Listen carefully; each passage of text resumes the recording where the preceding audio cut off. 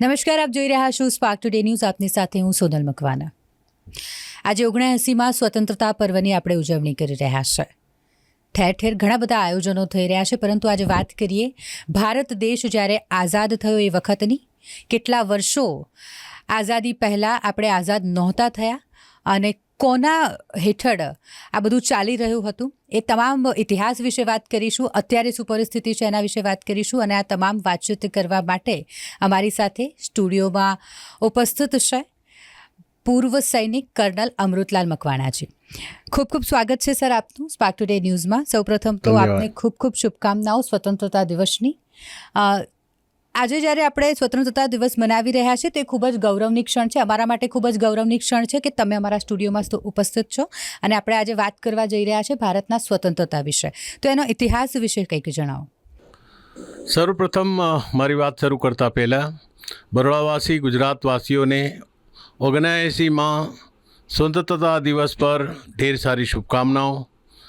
આ દેશ જે રીતે પ્રગતિ કર્યો છે, દિન દુની રાત ચોગુની પ્રગતિ કરે. આપણે આજે જે પ્રમાણે આ રાષ્ટ્રીય પર્વ, ભારતમાં 3 રાષ્ટ્રીય પર્વો છે આપણા: 15મી ઓગસ્ટ, 26મી જાન્યુઆરી અને 2 ઓક્ટોબર. તો આજે 15મી ઓગસ્ટનું ખાસ વિશેષ મહત્ત્વ છે. ભારતના આ તિરંગા ઝંડાની આન બાન અને શાન માટે લાખો લોકોએ કુરબાનીઓ આપી છે. થોડુંક આપણે ઇતિહાસ પાછળ જોશું તો આપણને એનું કારણ સમજાશે કે મુઠ્ઠીભર લોકો આ દેશમાં આવી અને તમારા ઉપર રાજ કરીને ગયા છે. આપણે મોગલ સમ્રાટની વાત કરીએ તો મોગલ બાબર જ્યારે ભારતમાં આવ્યો ત્યારે 21મી એપ્રિલ 1526માં જ્યારે એન્ટ્રી લીધી અને આગ્રા ખાતે એમણે જે પ્લાસીની લડાઈમાં ઇબ્રાહિમ લોધીને હરાવી અને પોતાના શાસનની શરૂઆત કરી. અને એમણે લગભગ 4 વર્ષ જેટલું શાસન આ મુગલ સમ્રાટે શરૂઆત કરી.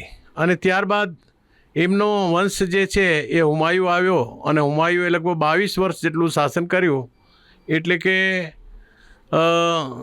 1552 સુધી એમણે રાજ કર્યું. અને ત્યારબાદ ત્રીજા જે શાસક છે એ અકબર આવ્યા અને અકબરે પણ લગભગ 49 વર્ષ જેટલું શાસન કર્યું. અને એ પ્રમાણે આગળ સિલસિલામાં આપણે જોઈએ તો જહાંગીર આવ્યા. જહાંગીરે પણ લગભગ 26 વર્ષ જેટલું શાસન કર્યું. અને ત્યારબાદ બીજા જે શાસક છે એ શાહજહાં આવ્યા. શાહજહાંએ પણ લગભગ 15 વર્ષ જેટલું શાસન કર્યું. અને ત્યારબાદ જે છે એ ઔરંગઝેબ આવ્યા અને ઔરંગઝેબે પણ લગભગ 45થી 49 વર્ષ સુધી ભારતની અંદર શાસન કર્યું.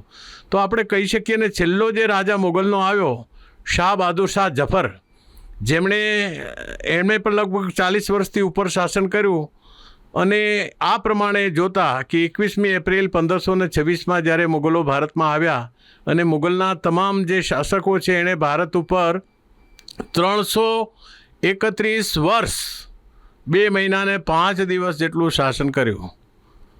હવે મુઠ્ઠીભર લોકો ભારતમાં આવ્યા અને ભારતને ગુલામીની જંજીરોમાં જકડી દીધા. એ વખતે કદાચ ભારતની વસ્તી 40થી 50 કરોડ હશે, પણ આ લોકો ભારતમાં આવી અને ભારતના લોકોને આટલા બધા ત્રાસ આપ્યા, બેન દીકરીની લાજ લૂંટાઈઓ, મંદિરો લૂંટ્યા અને અઢળક ધન સંપત્તિ લૂંટી અને આપણા લોકોને પરેશાન કર્યા. તો ઘણી વખત આપણા મગજમાં સવાલ ઉપસ્થિત થાય કે આ મુઠ્ઠીભર જો મુસ્લિમ શાસકો ભારતમાં આવે અને ભારતના લોકોને ગુલામ બનાવી દે તો આમની પાછળનું કારણ શું હોઈ શકે? તો ઘણું બધું એનાલિસિસ કર્યા પછી મને મારા મત પ્રમાણે કહું છું, મને એવું લાગ્યું કે એ વખતના આપણો જે હિન્દુ સમાજ હતો, આપણા જે લોકો હતા, તે લોકો અનેક ધર્મોમાં ફેલાયેલા હતા. અનેક જાતિઓની અંદર એ અલગ અલગ જાતિઓમાં માનતા હતા, એટલે બંટાયેલા હતા, વેચાયેલા હતા. અનેક પ્રાંત અને નાના નાના રાજા રજવાડાઓ પોતપોતાની રિયાસતો કરીને બેઠા હતા. તો આનો લાભ લઈને આ લોકોમાં એકતાનો અભાવ હતો, જેના પરિણામે આપણે આટલા વર્ષો સુધી આ મોગલ લોકોની ગુલામી ભોગવવી પડી. ત્યારબાદ 1600 ઈસવીમાં જ્યારે રાણી એલિઝાબેથ ભારત આવ્યા અને એમણે સુરત ખાતે પોતાની અંગ્રેજો જહાંગીર પાસેથી પરમિશન મેળવી વેપાર કરવાની. વેપાર માટે આવ્યા અને ધીરે ધીરે કરીને પગપેસારો કર્યો. 10,000 જેટલા બ્રિટિશરોએ ભારતના આટલા વિશાળ દેશને આ ગુલામીની જંજીરોમાં ફરી જકડવાનું કાર્ય કર્યું. તો આપણે એમ કહી શકાય કે આટલી સંખ્યામાં લોકો ભારતમાં આવી અને ભારત જેવા વિશાળ દેશને ગુલામ બનાવી શકે અને આપણું શોષણ કરે, તો ઘણી વખત દર્શક મિત્રો આપ લોકોને એવું લાગતું નથી, આપ લોકોએ ક્યારે એનાલિસિસ નથી કર્યું કે આ બધાની પાછળનું કારણ શું હશે? મને તો બીક એ લાગે છે કે આવનારા સમયમાં જે પ્રમાણે આજે દેશની પરિસ્થિતિ નિર્માણ ઊભી થઈ છે કે એક સશક્ત અને મજબૂત લીડરશિપ આ દેશને કંટ્રોલ કરી રહી છે, પણ આપણા જ દેશના જે જયચંદો છે, જેણે આપણી પ્રગતિ પસંદ નથી, દરેક વસ્તુમાં એ લોકોને પ્રૂફ માંગી રહ્યા છે. હાલ તાજેતરમાં જે ઓપરેશન સિંદૂર કરવામાં આવ્યું, જે ઓપરેશન કર્યું આર્મી, નેવી અને એરફોર્સ દ્વારા, તો એ વખતે પણ આપણે એ લોકોને એમાં રસ નથી કે આર્મી આટલું જબરદસ્ત એરફોર્સે ઓપરેશન કરી, આર્મીએ ઓપરેશન કરી અને દુશ્મનના દાંત આપણે ખાટા કર્યા કે આપણી બોર્ડરને ક્રોસ કર્યા સિવાય આપણા જે ટાર્ગેટો હતા એ ટાર્ગેટોને એચીવ કર્યા, છતાં પણ એ લોકોને એમાં ડાઉટ લાગે કે આર્મી, નેવી, એરફોર્સ દ્વારા કશું કરવામાં આવ્યું નથી. અને વારંવાર સવાલો કરવામાં આવી રહ્યા. સવાલો કરો તમે, પણ જ્યારે દેશની એકતાનો સવાલ આવે, દેશની સુરક્ષાનો સવાલ આવે, તો પાર્ટીઓનું કોઈ મહત્ત્વ નથી. દેશ, રાષ્ટ્ર પ્રથમ સદા અને સર્વદા આ દરેક નાગરિકની ફરજમાં આવે છે કે જ્યારે દેશ આવી જે ડીપ સ્ટેટના પ્રેશરથી ચાલી રહ્યું હોય તો એ વખતે આપણે ખરેખર પોતાના દેશ સાથે, દેશની વિચારધારા સાથે ખભા મિલાવીને ઊભા રહેવું જોઈએ. ન કે દુનિયાને તમે મેસેજ બતાવો કે પાકિસ્તાનના ફાઇટર પ્લેન કેટલા પડ્યા, તમારા રફાલ કેટલા પડ્યા. આ બધા પ્રશ્નોનો સવાલ નથી. જ્યારે એક દેશ બીજા દેશ સાથે યુદ્ધ કરી રહ્યો હોય કે ઓપરેશન કરી રહ્યો હોય તો બંને દેશોનું થોડા વધુ અંશે નુકસાન થતું જ હોય છે. એટલા માટે બરોડાવાસીઓને, ગુજરાતના પ્રત્યેક નાગરિકને મારી વિનંતી છે કે આવી બધી બાબતોમાં ન પડતા આપણે દેશને કઈ રીતે મદદરૂપ થઈ શકીએ એમાં આપણું ધ્યાન હોવું જોઈએ. કે આપણે સોસાયટીમાં રહેતા હોઈએ તો આપણી સોસાયટીમાં નવો માણસ જે આવ્યો છે એ શું એક્ટિવિટી કરી રહ્યો છે એના ઉપર જો વધુ ધ્યાન કેન્દ્રિત કરીશું તો કદાચ આપણે આપણા દેશને કંઈક મદદરૂપ થઈ શકશું. ઘણા લોકો ચીપ પોપ્યુલરિટી માટે, ઘણા લોકો પૈસા ખાતર આપણા દેશની જે ઇન્ફોર્મેશન છે એ દુશ્મન દેશને વેચી રહ્યા હોય છે. એની વિપરીત અસર શું થશે એ કદાચ એ વ્યક્તિની ખબર ન હોય, એ થોડા સમય માટે મોજશો કરી રહ્યા હોય, મોજશો કરી લે છે. તો આવા જે દેશના દુશ્મનો છે, આપણા દેશની અંદર છુપાયેલા દુશ્મનોને જ્યાં સુધી આપણે સાફ નહીં કરીએ ત્યાં સુધી વારંવાર આપણે ગુલામીના ભોગ બનવું પડશે. તો જો આ ગુલામીનો ભોગ ન બનવું હોય તો જાતિવાદના ઝેરમાંથી બહાર આવો, પ્રાંતવાદના ઝેરમાંથી બહાર આવો, ધર્મોના વારંવાર પાખંડોમાંથી બહાર આવો, તો તમે તમારા દેશની આ જડને મજબૂત કરી શકશો અને આ દેશને તમે વિશ્વની અંદર એક વિશ્વગુરુ તરીકે સ્થાપી શકશો. નહીં તો આ જે દેશ આજે પ્રગતિ જે પ્રમાણે કરી રહ્યો છે, આત્મનિર્ભર ભારત બની રહ્યો છે, એને પાડી દેવા માટે દુનિયાના ઘણા બધા દેશો ડીપ સ્ટેટ દ્વારા આપણા ઉપર પ્રેશર નાખી રહ્યા છે. કે જે પ્રમાણે એક મુઠ્ઠીભર અંગ્રેજો દેશમાં આવી અને આપણા દેશના હજારો, લાખો, કરોડો લોકોને ગુલામીની જંજીરોમાં જકડી રહ્યા અને આટલો બધો ત્રાસ આપ્યો, આટલા બધા ગોળીબાર કરીને મારી દેવામાં, અને એમાં સૈનિકો પણ કોણ? બ્રિટિશ આર્મીમાં આપણા જ સૈનિકો આપણા ઉપર ગોળીબાર કરે ત્યારે આપણે મરવા જેવું થાય. ખરેખર આમાંથી જો બહાર આવવું હશે તો આપણા પ્રત્યેક ગ્રામ્ય લેવલ, તાલુકા લેવલ, જિલ્લા લેવલ અને રાજ્ય લેવલ અને દેશ લેવલ સુધી દરેક નાગરિકમાં રાષ્ટ્રીય ભાવના જાગૃત હોવી જોઈએ. નક્કી ખાલી રાષ્ટ્રીય પર્વ 15મી ઓગસ્ટ આવે, 26મી જાન્યુઆરી આવે ત્યારે તમારામાં એક ઉભાર આવે અને રાષ્ટ્ર પ્રત્યે તમે કંઈ કરી છૂટવાની ભાવના, ભારત માતા કી જય, વંદે માતરમ આવા નારાઓ તમારે ખરેખર ગાવા જોઈએ, બોલવા જોઈએ. પણ દેશ માટે તમે શું કરી રહ્યા છો? જો દેશ સુરક્ષિત હશે, સુરક્ષિત જે લીડરના હાથમાં હશે તો તમારો દેશ ક્યારેય ગુલામ બનશે નહીં અને તમારા દેશની પ્રગતિ થશે. તો આજના દિવસે આપણે દરેક યુવાનોએ, દરેક બાળકોએ, દરેક વૃદ્ધોએ એક સંકલ્પ કરવાની જરૂર છે કે આપણા દેશને જો બતાવવો હશે તો આપણે દેશના હિત માટે, દેશના કલ્યાણ માટે આપણે બધી જ પાર્ટીઓ એક થઈ અને એક વિચાર સાથે આપણે આગળ વધવું પડશે, જેથી કરીને આપણા સૈનિકોનું મનોબળ ઊંચું રહે.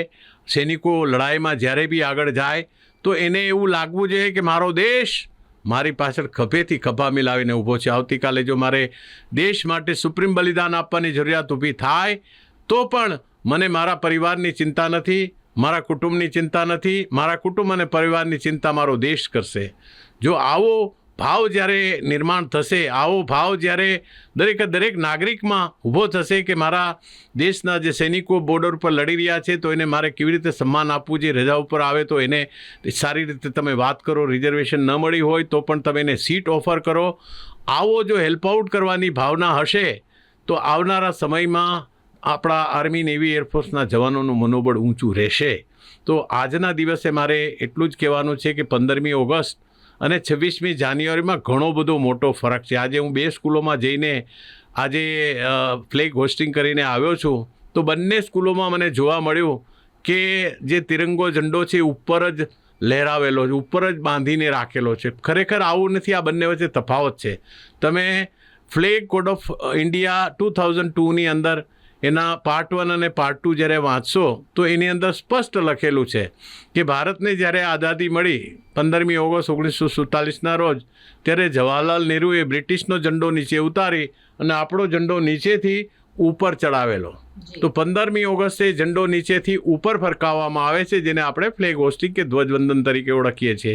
પરંતુ 26મી જાન્યુઆરી જ્યારે હોય છે ત્યારે એ ઝંડો ઉપર બાંધેલો હોય છે. એનું પાછળ કારણ શું હોય છે કે આપણે આઝાદી મળી ચૂકી છે. આપણે ગણતંત્ર રાષ્ટ્ર નહોતા. જ્યારે ભારતનું બંધારણ બન્યું 2 વર્ષ 11 મહિના અને 18 દિવસમાં જ્યારે આ બંધારણ તૈયાર થયું ડૉક્ટર ભીમરાવ આંબેડકર દ્વારા, અને એ બંધારણ જ્યારે અમલમાં આવ્યું એટલે કે 26મી જાન્યુઆરી 1950ના રોજ અમલમાં આવ્યું અને ભારત એક ગણતંત્ર રાષ્ટ્ર બન્યું, તે વખતથી ઝંડો જે છે ઉપર જ લગાવવામાં આવતો હતો. તે વખતે એ ઝંડાને ઉપરથી અનફર્લિંગ સેરેમની કહેવામાં આવે, એને ધ્વજારોહણ ના કહેવામાં આવે. 15મી ઓગસ્ટે ઝંડાને તમે નીચેથી ઉપર લઈ જઈને એને ફરકાવો છે એટલા માટે એને ધ્વજારોહણ કહેવામાં આવે છે. પણ 26મી જાન્યુઆરી ઝંડો ઓલરેડી ઉપર લાગેલો છે. ભારતની ધારાસભા, બંધારણ સભાએ આપણને મંજૂરી આપી દીધી ઝંડા વિશે કે આપણો ઝંડો જે છે, આપણે આઝાદી મળી ચૂકી છે અને આપણે ગણતંત્ર રાષ્ટ્ર છે. એટલે આ બંને ફરક જે છે એ ખરેખર આપણા સ્કૂલના માધ્યમથી, અને હું તો શિક્ષણ મંત્રીને પણ રિક્વેસ્ટ કરીશ કે આપણા પાઠ્યક્રમમાં ખરેખર આવા બધા ઝંડા વિશે વિગતવાર એક ચેપ્ટર હોવું જોઈએ, જેના કારણે આપણા બાળકો સુધી આ જ્ઞાન જાય, શિક્ષકો સુધી જ્ઞાન જાય, જેથી કરીને આવી ભવિષ્યમાં એ લોકો ભૂલો ના કરે. ઘણી વખત આપણા મગજમાં વિચાર આવે કે આ ઝંડાઓ કોણ લગાવી શકે? શું ભારતનો દરેક નાગરિક પોતાની ગાડીમાં, પોતાના પ્રાઇવેટ વાહનમાં ઝંડો લગાવી શકે? નહીં. આ જે ફ્લેગ કોડ ઓફ ઇન્ડિયા 2002 અનુસાર એમાં જે લખેલું છે એ પાર્ટ 1, પાર્ટ 2, પાર્ટ 3ની અંદર સેક્શન 4.4ની અંદર જે ટોટલ વર્ણન આપેલું છે કે ઝંડો ભારતના રાષ્ટ્રપતિ પોતાની નિજી વાહનમાં લગાવી શકે, ભારતના પ્રધાનમંત્રી, ભારતના ઉપરાષ્ટ્રપતિ, કેન્દ્રીય મંત્રી, રાજ્યમંત્રી, ત્યારબાદ રાજ્યના મુખ્યમંત્રીઓશ્રી, ગવર્નરોશ્રી, લોકસભાના સ્પીકર, રાજ્યસભાના ચેરમેન, ત્યારબાદ સુપ્રીમ કોર્ટના જે જજ છે, આ લોકો પોતાની નિજી વાહનની અંદર ઝંડો લગાવી શકે છે. આ સિવાય કોઈ પણ વ્યક્તિ પ્રાઇવેટ વાહનમાં ઝંડો લગાવી શકે નહીં. તો હું આપ દર્શક મિત્રોને 1-2 હાથ જોડીને વિનંતી કરું છું કે જેવો આ આપણો રાષ્ટ્રીય પર્વ પૂર્ણ થાય તો આ બધા પ્લાસ્ટિકના ઝંડાઓ અને બીજા જે ઝંડાઓ ઘણી વખત મેં જોયું છે કે ગટરમાં ફરતા હોય છે, ઘણી વખત કાંટાની જાળીઓમાં ફરતા હોય છે, ઘણી વખત આમ તેમ ફરતા હોય છે અને આ ઝંડાનો પણ કપડા તરીકે દુરુપયોગ કરતા હોય છે. તો આને ઇમિડિયેટલી ટાળવું જોઈએ. આ ઝંડાનું અપમાન કહેવાય. અને ફ્લેગ કોડ ઓફ ઇન્ડિયા 2002 અંતર્ગત અને 1971માં જે આ ઝંડાનું અપમાન રોકવા માટે કાયદો બનાવવામાં આવ્યો છે કે એ કાયદા મુજબ કોઈ બી વ્યક્તિ જો ઝંડાનું અપમાન કરશે તો એમને 6 મહિનાથી માંડીને 3 વર્ષ સુધીની સજાની જોગવાઈ આપવામાં આવેલી છે બંધારણની અંદર. એટલે આમનાથી દૂર રહેવું. તો હવે આપના મનમાં એક પ્રશ્ન ઉપસ્થિત થાય કે જો ઝંડો ડિસ્કલર થઈ જાય કે ઝંડો તૂટી જાય કે ફાટી જાય તો આવા ઝંડાનું ડિસ્પોઝલ આપ કેવી રીતે કરશો? તો એ પણ એમાં વર્ણન કરવામાં આવેલું છે ફ્લેગ કોડ ઓફ ઇન્ડિયા 2002ની અંદર 2.2 જે પેરા છે એ પેરાની અંદર ટોટલ વર્ણન આપવામાં આવેલું છે કે કોઈ પણ ઝંડો આ પ્રકારે તમને જોવા મળે તો એ ઝંડાને તમે પ્રેમથી, ઇજ્જતપૂર્વક, સન્માનપૂર્વક એમને એ ઝંડાને કપડાની અંદર લપેટીને, જેવી પ્રમાણે કોઈ દિવંગત આ દુનિયા છોડીને જતા હોય ને જે રીતે આપણે એને જે સન્માન આપીએ છીએ કપડાથી એકદમ આખું ઓઢાડીને ત્યારબાદ એમને જે લોકો ખ્રિશ્ચન ધર્મની અંદર દફનાવતા હોય છે તો એને 3 ફીટ ખાડો ખોદી અને કપડાથી આ ઝંડાને લપેટી ત્યારબાદ એને એ જમીનમાં મિટ્ટીથી દબાવવામાં આવે છે અને ત્યાર પછી એના ઉપર ફૂલ ગોઠવવામાં આવે. જે રીતે આપણે દિવંગતને ફૂલથી એનું સન્માન કરીએ છીએ તો આ ઝંડા માટે આપણે લાખો લોકોએ કુરબાનીઓ આપી છે તો એ ઝંડાને સન્માન આપવા માટે આ રીતે એનું ડિસ્પોઝલ કરવું જોઈએ. અને બીજું ડિસ્પોઝલ છે ઝંડાનું કે એને કપડાથી લપેટી અને એવી કોઈ શાંત જગ્યાએ એકદમ એવી પ્રાઇવેટ જગ્યાએ ઝંડાને લાકડા સાથે ગોઠવી અને કપડાથી લપેટીને એનો નાશ કરવામાં આવે છે, એને જલાવવામાં, અગ્નિદાહ આપવામાં આવે છે. તો આ 2 પ્રકારે તમે ઝંડાને આ રીતે કરી શકો છો. અને જાહેરમાં કોઈ ઝંડાને કે ભારતના બંધારણને કોઈ એનું નુકસાન કરે કે તોડી પાડે તો એના માટે ભારતીય સંવિધાનની અંદર જોગવાઈ છે 6 મહિનાથી માંડીને 3 વર્ષ સુધીની સજા થઈ શકે છે. તો આ પ્રમાણે આપણો જે ભારતીય ઝંડો છે, આપણો જે રાષ્ટ્રીય ધ્વજ છે જેમાં 3 રંગો અલગ અલગ આપેલા છે કે સૌથી પહેલો બહાદુરી અને વીરતાનો પ્રતીક છે જે કેસરી રંગ આપેલો છે. સફેદ રંગ એ શાંતિ અને સત્યનો દ્યોતક છે. અને ત્યારબાદ જે લીલો રંગ છે એ લીલો રંગ એ એમનો વિકાસ અને સમૃદ્ધિનું પ્રતીક છે. ત્યારબાદ આ ઝંડાની સફેદ જે પટ્ટી છે એની વચ્ચોવચ્ચ એક નીલા રંગનું ધમચક્ર આપેલું છે કે આપણો ભારત દેશ ન્યાય અને પ્રગતિનો પ્રતીક છે. તો એના માટે એ અવિરત ગતિથી આપણો દેશ પ્રગતિ કરે ને 24 અલગ અલગ ગુણો આપેલા છે. ધમચક્ર પ્રમાણે સારનાથમાંથી એ ચક્ર એનું નીલા રંગનું લેવામાં આવેલું છે. તો આ પ્રમાણે આપણા ભારતીય જે ધ્વજ છે એને કમરના નીચે ભાગથી ક્યારેય પણ નીચે ન જવો જોઈએ. એનો ઉપયોગ તકિયામાં, ચાદરમાં, ડ્રેસમાં અથવા તો કોઈ પણ જગ્યાએ એનો ઉપયોગ ન કરવો જોઈએ, એને પ્રિન્ટ ના કરવો જોઈએ એવું પ્રાવધાન છે. કોઈ પણ વ્યક્તિ આ જાતનું કૃત્ય કરે તો એને દંડની જોગવાઈ આપવામાં આવેલી છે. ત્યારબાદ આ જે ઝંડો છે એ ઝંડાને આપણે પૂરેપૂરા સન્માનથી કાર્ય કરવાનું છે કે જ્યારે ઝંડાનું કાર્ય પૂરું થઈ જાય તો એને પ્રેમથી ઉતારીને જે પ્રમાણે ડિસ્પોઝલ બતાવ્યું છે એ પ્રમાણે ડિસ્પોઝલ કરો અથવા તો એને પ્રેમથી એવી જગ્યાએ કવર કરીને રાખી દો જેથી કરીને તમે બીજા વર્ષે પણ એનો ઉપયોગ કરી શકો. તો આ પ્રમાણે આપણા ભારતીય ઝંડાનું આપણે દરેક નાગરિકે સન્માન કરવું જોઈએ. અને જે યુવા વર્ગ છે એ જે વૃદ્ધ લોકો છે કે જે લોકો અજાણ છે અજાણ લોકોને પણ આ પ્રમાણે એની વિશેષ જાણકારી આપવી જોઈએ. જી, ખૂબ જ મહત્ત્વની જાણકારી પૂર્વ કર્નલ સાહેબ દ્વારા આપણને આપવામાં આવી. અને ઇતિહાસ વિશે આપણે વાત કરી, હાલની શું પરિસ્થિતિ છે, અત્યારે દેશ કઈ રીતે અલગ અલગ દિશામાં ભટકી રહ્યો છે તે વિશે વાત કરી. રાષ્ટ્રીય ધ્વજનું શું મહત્ત્વ છે, તેનું ડિસ્પોઝલ કઈ રીતે કરવું જોઈએ, દરેક વ્યક્તિ તેને ગમે તે રીતે ઉપયોગ ન કરી શકે, આ તમામ માહિતી કર્નલ સાહેબે આપણને આપી. અંતમાં શું મેસેજ યુવાનોને આપવા માંગશું, કારણ કે સમયની થોડી તંગી છે એટલે હવે અહીં સમાપ્ત કરીશું. એક છેલ્લો મેસેજ કર્નલ સાહેબ લોકો માટે. મારા તરફથી યુવા જે વર્ગ છે, આપણો યુવા વર્ગને એક મહત્વપૂર્ણ મેસેજ એ છે કે આજે દેશની પરિસ્થિતિ આજુબાજુ રાષ્ટ્રોમાં તમે જોઈ રહ્યા છે કે યુક્રેન અને રશિયાનું યુદ્ધ ચાલી રહ્યું છે. યુદ્ધની શરૂઆત જરૂર થઈ જાય છે પણ અંત ક્યારેય થતો નથી જી. અને હજારો લાખો લોકોને એનો સામનો કરવો પડે છે. આજે ઇઝરાયલ અને ગાઝાનું યુદ્ધ ચાલી રહ્યું છે, અઝરબૈજાન અને આર્મેનિયાનું યુદ્ધ ચાલી રહ્યું છે, બીજા ઘણા બધા કન્ટ્રીઓનું યુદ્ધ ચાલી રહ્યું છે. યુદ્ધનો મતલબ છે કે યુદ્ધથી કોઈ પણ સમસ્યાનું સમાધાન નથી. તો આજે મારા યુવાનોને એટલી જ વિનંતી કરવાની છે કે આપણા દેશમાં આજે જે અંદર ખાને આપણા જે આ જયચંદો છે એ જયચંદોને ઓળખવાનું કાર્ય કરો. આપણા દેશ વિરુદ્ધ કોઈ પણ કાર્ય કરતા હોય તો ઇમિડિયેટલી એને ઉજાગર કરો.